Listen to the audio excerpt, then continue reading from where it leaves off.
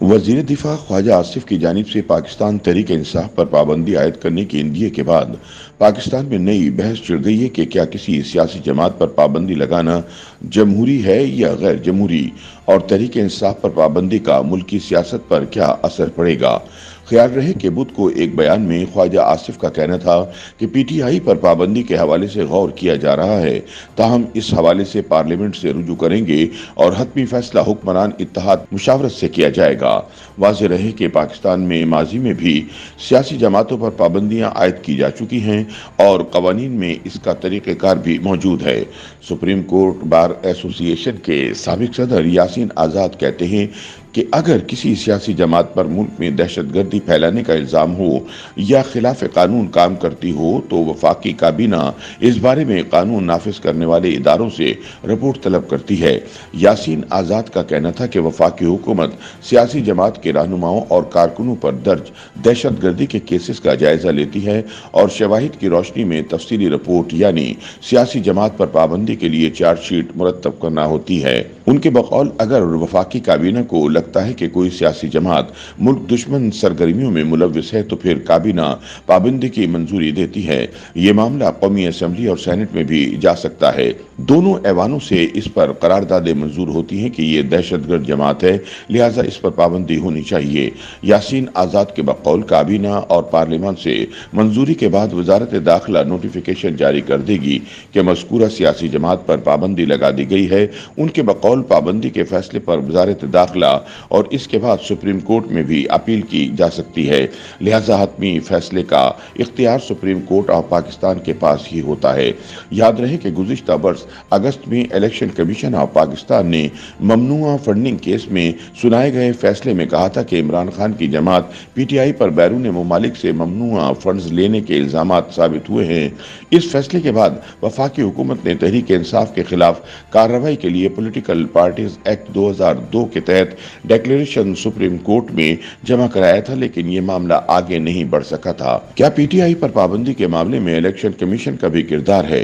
इस सवाल पर यासीन आज़ाद का कहना था कि अगर किसी सियासी जमात के अरकान कौमी असेंबली में मौजूद हों तो फिर वजारत दाखिला की जानिब से जारी किए गए नोटिफिकेशन के मुताबिक मज़कूरा जमात के अरकान को इलेक्शन कमीशन डी नोटिफाई कर देता है और वो रुकन असेंबली नहीं रहते। ख्याल रहे कि पाकिस्तान में ये पहला मौका नहीं है जब किसी सियासी जमात पर पाबंदी लगाने की बात हो रही है।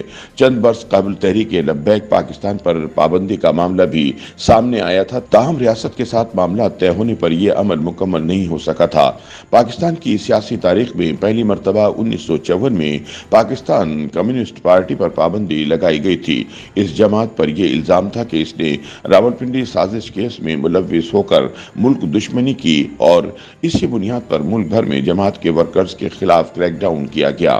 ख्याल रहे कि 1951 में पाकिस्तान के बाज़ फौजी अफसरान और बाएं बाजू की सियासी जमातों पर यह इल्ज़ाम आयद किया गया था कि उन्होंने उस वक्त के वजीर आज़म लियाकत अली खान की हुकूमत का तख्ता उलटने के लिए साजिश की। इसे रावलपिंडी साजिश केस का नाम दिया गया।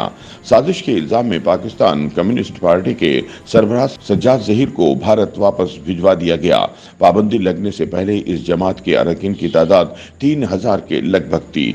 दूसरी बड़ी सियासी जमात जिस पर पाबंदी लगी वो नेशनल अवामी पार्टी थी। इस जमात पर 2 मरतबा पाबंदी लगी। पहली मरतबा 1971 में याहिया खान और फिर 1975 में जुल्फ़िकार अली भुट्टो के दौर में पाबंदी लगी। इस जमात पर भी मुल्क दुश्मन सरगर्मियों का इल्जाम आयद किया गया। नैब पर सबसे बड़ा इल्जाम उस वक्त के सीनियर वजीर सूबे सरहद मौजूदा खैबर पख्तूनख्वा हयात खान शेरपाव के कत्ल का था। वो 8 फरवरी 1975 को पेशावर यूनिवर्सिटी में एक तकरीब के दौरान हलाक हुए थे और इस धमाके का इल्जाम नैब पर आयद किया गया था। इस वाक़े के अगले ही रोज वजीर आज़म जुल्फ़िकार अली भुट्टो ने कौमी असेंबली में 2 बिलों की मंजूरी हासिल की, जिनमें से एक में कौमी और सूबाई असेंबलियों के मेंबरान की गिरफ्तारी का इस्तिस्ना खत्म कर दिया गया। दूसरे बिल में पॉलिटिकल पार्टीज एक्ट में तरमीम करके हुकूमत को कौमी सलामती के खिलाफ काम करने वाली जमातों को खिलाफ कानून करार देने का इख्तियार दिया गया। इस कानून साजी के अगले रोज 10 फरवरी 1975 को नेशनल अवामी पार्टी पर पाबंदी आयद कर दी गई। उस वक्त की हुकूमत ने नेशनल अवामी पार्टी को गैर आईनी करार देने के लिए सुप्रीम कोर्ट में रेफरेंस भी दायर किया, जिसमें नैब की उस वक्त की क़यादत बशमूल वली खान की तरफ से बेंच पर अदम एतमाद और उनके एतराज़ात को मुस्तरद करने पर उन्होंने अदालती कार्रवाई में हिस्सा नहीं लिया और अदालत ने भी उन पर पाबंदी की तौसीक कर दी।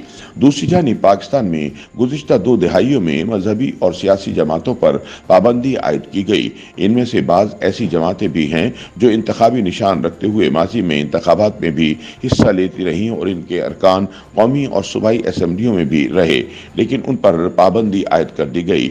इन मजहबी सियासी जमातों में सिपाही सहाबा पाकिस्तान, सिपाही मोहम्मद पाकिस्तान, तहरीक जाफरिया पाकिस्तान, मिल्लत इस्लामिया पाकिस्तान शामिल हैं। इनमें से बाज़ जमातें कायदीन और नाम बदल कर आज भी सियासत कर रही हैं, लेकिन पाबंदियों के बायस सियासत में उनका किरदार महदूद हुआ है। YouTube पर गूगली न्यूज देखने के लिए youtube.com की सर्च बार में गूगली न्यूज टीवी टाइप करें। गूगली न्यूज के पेज पर सुर्ख रंग के सब्सक्रिप्शन वाले बटन पर क्लिक करना ना भूलिए। YouTube पेज पर अपलोड होने वाली वीडियो से बाखबर रहने के लिए बेल आइकन पर क्लिक कीजिए। आपको हर नई वीडियो के बारे में नोटिफिकेशन मौसूल हो जाएगा।